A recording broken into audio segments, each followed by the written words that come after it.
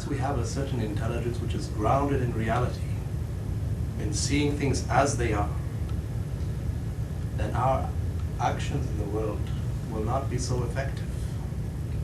So this means that self-knowledge should be the ultimate priority of one's life. Otherwise, we'll be doing all kinds of things. This is why the question of self-awareness became such an important question in my life. Because I realized that, okay, even if I achieve all my desires, but I'll be doing all kinds of things, walking in my sleep, talking in my sleep, not knowing why I'm doing the things that I'm doing, not even knowing what it is that I'm truly seeking in life. And what is it that you can take with you? A human being is born with nothing, It's gotta go and with nothing he goes. So what's the only thing that you can take with you, which cannot be added, which cannot be subtracted? This innermost core of who you are.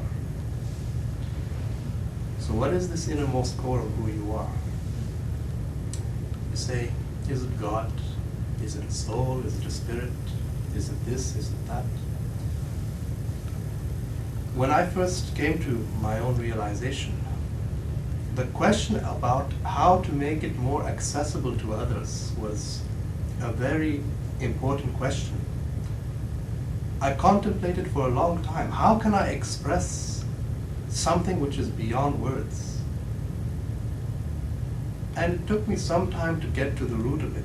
But finally I came to the conclusion that whatever you think it is, that's not it. Because all of our words and descriptions are just limiting concepts. You say, is it nothingness? That's not it. You say, is it emptiness? That's not it. You say, is it God? That's not it. You say, is it a spirit? That's not it. Is it a soul? That's not it.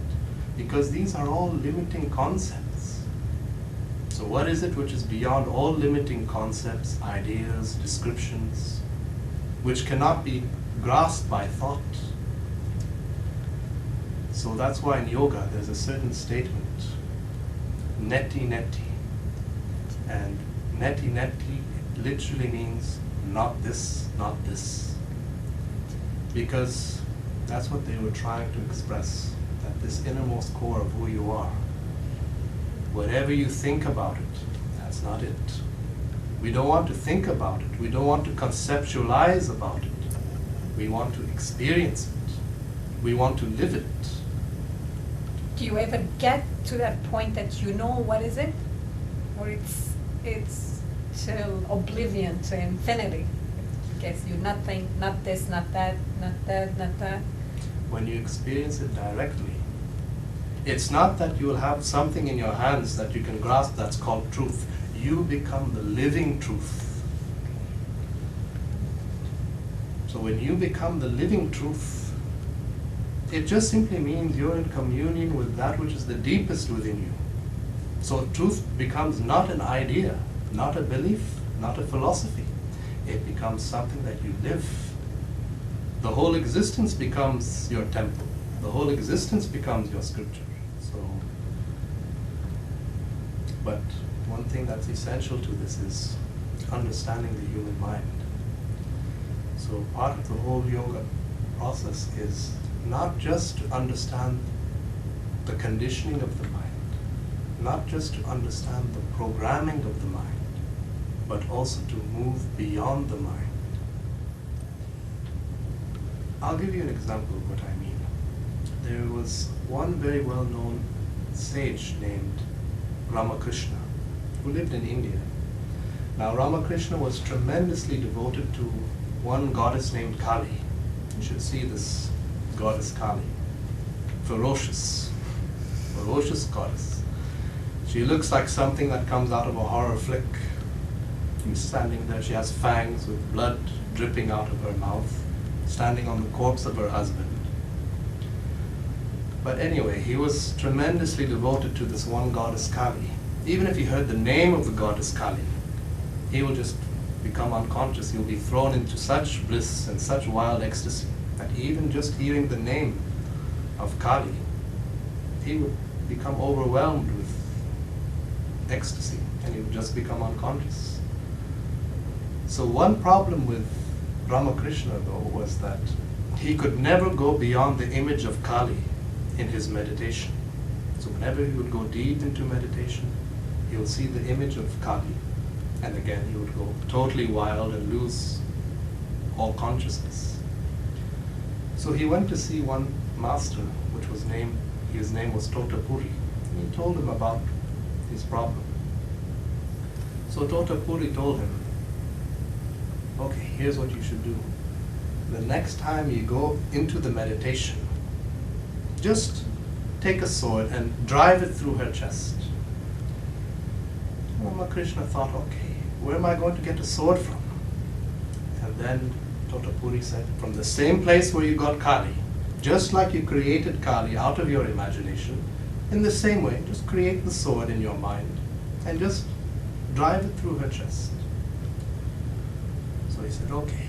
So the next time, again, he went deep into the meditation. He saw the image of the goddess Kali. Of course, he lost all control. He went into a wild ecstasy and he lost consciousness. So he went back to see Totapuri and he told him what happened. And Totapuri said, okay, this seems to be a really serious situation. So here's what you should do. Just you sit down in the meditation in front of me. You go deep into the meditation. And then when you see the image of Kali, just tell me, give me a signal, and I'll do the rest.